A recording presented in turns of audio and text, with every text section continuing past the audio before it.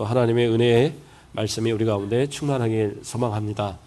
오늘 말씀의 제목은 여호와의 징계다라는 제목으로, 여호와의 징계라는 제목으로 함께 말씀을 나누고자 합니다.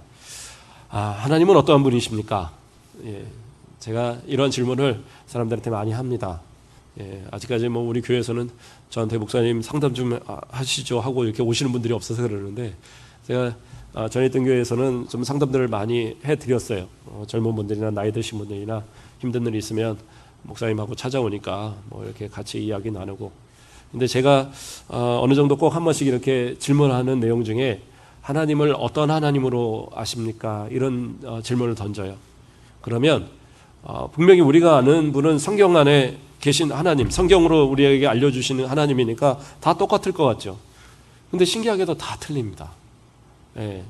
처음에는 사랑의 하나님, 은혜의 하나님, 공의의 하나님 이렇게 얘기를 쭉 하는데, 그런데 좀 더 자세하게 설명을 하고 이렇게 설명하기 시작하면 정말 달라요. 어떤 분은 우리 하나님은 정말로 무서운 하나님. 그래서 내가 조금이라도 잘못하면 분명히 나를 이렇게 매로 다스리시는 그런 하나님이다 고백하는 사람도 있고, 어떤 분들은 하나님은 정말 사랑의 하나님이라서 내가 어떤 잘못해도 하나님 나 벌하지 않으시고 항상 돌이켜 주신다는 분들도 있고, 어떤 분들은 하나님은 표현을 하기를 물과 같은, 그래서 항상 우리에게 흘러넘치는 그런 은혜를 주시고, 어떤 분들은 불과 같은 하나님, 표현들도 다양하게 하면서 하나님에 대한 표현들을 여러 가지로 합니다. 근데 왜 제가 그런 질문을 던지냐면, 내가 하나님을 어떻게 내가 마음에 가지냐에 따라서, 하나님에 대한 그런 정의를, 하나님에 대한 어떤 그런 표현을 내가 마음 가운데 어떻게 갖느냐에 따라서 내가 하나님을 믿는 신앙의 모습이 전혀 다른 모습으로 나타나는 거예요. 하나님을 두려운 하나님으로만 아는 분은 그냥 날마다 그 삶이 뭔가 이렇게 두려워하는 모습으로 살아요. 남의 눈치도 보고, 다른 사람들에게 있어서 혹시라도 뭔가 이게 피해가는 일이 없을까 하는 마음에 항상 조심하고, 그리고 누구한테 혹시 내가 잘못한 게 있으면 그걸로 인해서 잠도 못 자고 그런 거의 강박에 가까운 분들도 있어요. 왜냐하면 항상 두려워하는 거예요. 왜 그러는가 쭉 돌아보면 본인 아버지가 그렇게 무서운 분들이 가끔 있어요. 어려서 자랄 때 아버지가 너무 무서워서 어머니하고 맨날 어디로 도망갔다가 아버지 술 깨시면 집에 들어가고 그랬다고 하는 분들도 있고, 그러면서 이렇게 잘못된 아버지에 대한 상을 갖다 보니까 아버지는 항상 화내고 무서운 아버지. 그러니까 하나님한테도 그런 식의 표현으로. 그래도 좀 긍정적인 모습을 나타내는 사람들은 하나님이 항상 사랑해. 왜냐하면 아버지가 언제나 그렇게 사랑으로 이렇게 감싸주시고 그랬던 기억을 가진 분들은 또 그래요. 여러 가지 다른 모습을 나타내는데, 성경에서도 하나님을 표현할 때 여러 가지 표현들을 이야기합니다. 어떤 하나님이다. 세밀하게는 여호와 이레 하나님, 여호와 니시 하나님, 여호와 라파 하나님, 이런 식으로 이 여러 가지 이름을 붙여서도 하나님을 설명하지만, 좀 크게 이렇게 몇 가지로 좀 먼저 우리가 하나님에 대한 정의를 좀 살펴보면서, 내가 알고 있는 하나님, 그 하나님이 성경이 말하는 하나님이신가? 내가 믿고 있는 그 하나님이 진짜 나에게 그러한 하나님인가를 먼저 좀 정립을 해봐야 될 것 같아요. 그것이 되면 나에게 주시는 징계도 내가 어떠한 마음으로 이 징계를 받을 것인가가 정립이 될 겁니다. 이것이 되어지면 정말 신앙 가운데 좀 더 마음 가운데 하나님을 더 가까이 하며 하나님의 주신 은혜를 체험하는 그러한 기회가 되리라 믿습니다. 먼저는 하나님은 어떤 하나님이십니까? 하나님은 공의의 하나님입니다. 공의의 하나님. 시편 50편 6절 말씀을 보면, 하늘이 그의 공의를 선포하리니 하나님 그는 심판장이시미로다 라는 말씀을 합니다. 하나님은 심판의 주이십니다. 그래서 공의의 하나님이라고 말을 하는 거예요. 공의의 하나님이라는 건 뭐냐? 죄를 죄 없다 하실 수가 없어요. 죄에 대해서는 분명히 그 죄값을 따지시는 하나님이세요. 그러니까 어떤 분들은 하나님은 공의의 하나님이니까 그래요. 내가 죄진 것, 이런 죄진 모습 갖고 하나님 앞에 감히 어떻게 나갑니까? 아무래도 저는 하나님 앞에 나갈 자격이 없는 것 같아요. 그렇게 따지면 자격이 없는 거예요. 내 죄의 모습만 가지고 판단한다면 자격이 없는 게 당연해요.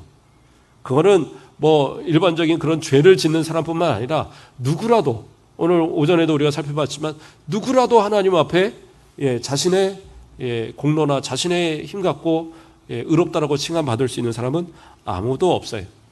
근데 중요한 건 뭐냐? 자신이 죄인 것을 모르는 사람이 더 문제예요. 자신이 죄인인 걸 모르는 사람. 죄를 지면서도 죄가 모르는 죄를 죄로 인정하지 않고 그리고 살아가는 그런 사람들.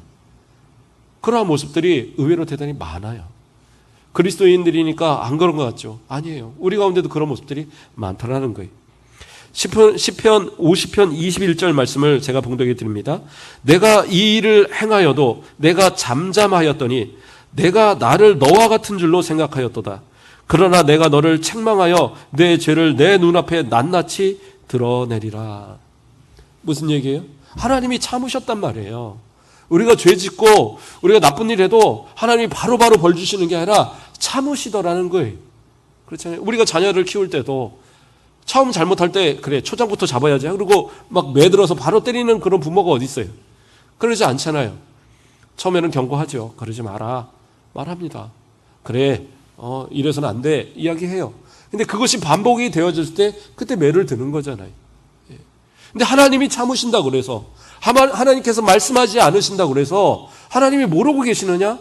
그거 아니라는 거죠. 우리 속담에 그런 얘기가 있습니다. 손바닥으로 하늘을 가린다라는 그런 속담이 있습니다. 이게 무슨 얘기예요? 손바닥으로 이렇게 해서 하늘을 이렇게 가려보세요. 눈 이렇게 가려보세요. 하늘이 안 보여요. 그러니까 다 가려지는구나 라고 착각한다라는 거예요. 그러지 말라는 거예요. 내가 가린다고 해서 하늘이 없어지는 게 아니에요. 내가 내 눈을 가리는 거지 하늘을 가릴 수 있는 게 아니더라는 거예요. 저희 친구네 집이 목장을 하고 이렇게 하는 친구가 있었어요. 근데 그 친구 이제 삼촌도 목장을 하시는데 이 친구가 이제 재밌는 얘기라고 해준 거예요. 어느 날 그 삼촌네 집에 그 마당에 이 꿩이 한 마리가 놀고 있더래요. 근데 옆에 이제 소들을 키우니까 소 먹이려고 이렇게 볏짚을 쌓아놓은 데가 있는데 그냥 장난삼아 꿩을 와 하고 소리를 질렀대요. 그랬더니 이 꿩이 놀래갖고는 그 볏짚에 갖다 머리를 팍 박더라는 거예요. 그러고는 가만히 그러고 있더래요. 너무 웃기잖아요. 그런데 이걸 손으로 잡으려니까 이걸 잡다 보면 이걸 놓칠 것 같으니까 그냥 몽둥이로 갖다가 그냥 꽁무니를 냅다 때렸더니 바로 그냥 파닥거리고 쓰러지더래요. 그래서 잡았다고 그런다고 그거를 이제 재밌는 얘기라고 해주더라고요. 꿩같이 혹시 그런 생각으로 살아가는 분들이 혹시 있지 않는가? 꿩은요 눈에 안 보이면 자기가 숨은 줄 아는 거예요.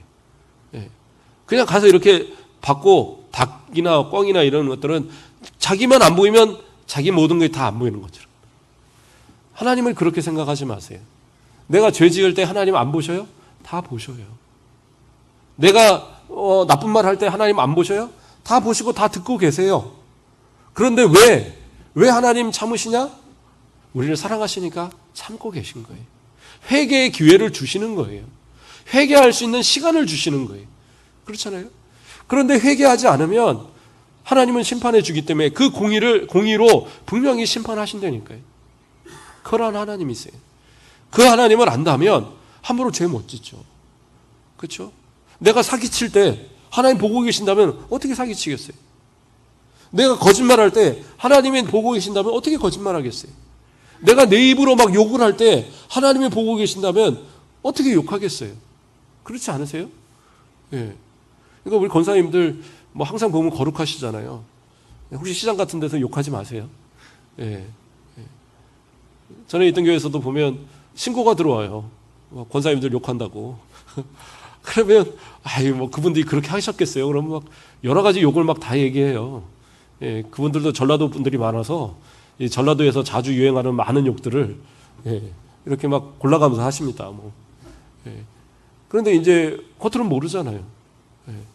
그런데 이제 그런 얘기 들으면 막 되게 얼굴이 달라 보여요. 그렇게 인자하시던 분이 어떻게 그런 말을 하지? 물론 사람이니까 그럴 수 있어요. 그런데 하나님이 보고 계신다라고 생각을 하면 못 그러잖아요. 내 부모가 보고 있는데 내 형제에게 욕하고 저주하는 사람이 누가 있어요? 못 그래요. 안 볼 때 싸우는 거고 볼 때 싸우면 혼나니까 못 싸우잖아요. 어쨌든 내가 하나님이 보고 계신다는 모습을 생각한다면 우리는 죄짓지 못할 거예요.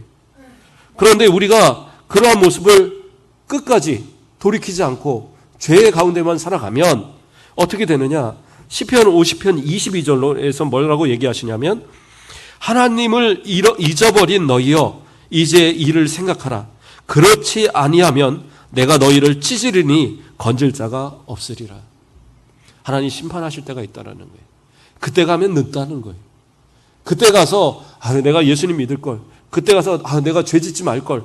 그때 가서 내가 그런 악한 모습 하지 말 걸. 그때는 이미 늦은 거예요. 죄 진 사람이 심판장 앞에 갔어요. 재판장 앞에 갔어요. 그래갖고 재판을 받는데 제가 잘못했어요. 이번만 용서해 주시면 안 될까요? 용서 못 받아요. 죄를 졌으면 죄의 값을 치르게 되는 거예요. 그것이 뭐 크던 작던 죄값은 치르게 돼 있어요. 아무리 정상 참작을 해도 그 사람이 무죄하지 않는 이상은 죄의 값을 치러요. 그럼 언제 돌이켜야 되느냐? 잡히기 전에 돌이키셔야죠. 죄 짓기 전에 돌이키셔야죠. 죄의 마음을 가졌다가라도 이거 내가 이러면 안 되지. 하나님 있는데 하나님 보고 계시는데 이러면 안 되지 하고 빨리 돌이키셔야 된다는 거예요. 그러지 않으면 하나님께서 분명하게 마지막 때에 우리를 분명히 심판하신다라는 거예요. 예수님께서도 하나님께서도 분명히 얘기하셨어요. 말라기 3장 18절에 뭐라고 얘기하시느냐? 그때에 너희가 돌아와서 의인과 악인을 분별하고 하나님을 섬기는 자와 섬기지 아니하는 자를 분별하리라. 주님의 마지막 날에 진노의 날에 그때 악인과 선의를 구별하는 거예요. 그때 가서 정말 하나님을 잘 섬기는 자와 섬기지 않는 자, 믿음이 없는 자를 구별하신다니까요. 그 구별하실 때에 악인의 자리에, 섬기지 않는 자리에 가서 아무리 그때 가서 이를 갈며 후회해도 어쩔 수 없다고요. 그 공의의 하나님 앞에 하나님을 인정하고 우리의 삶에 잘못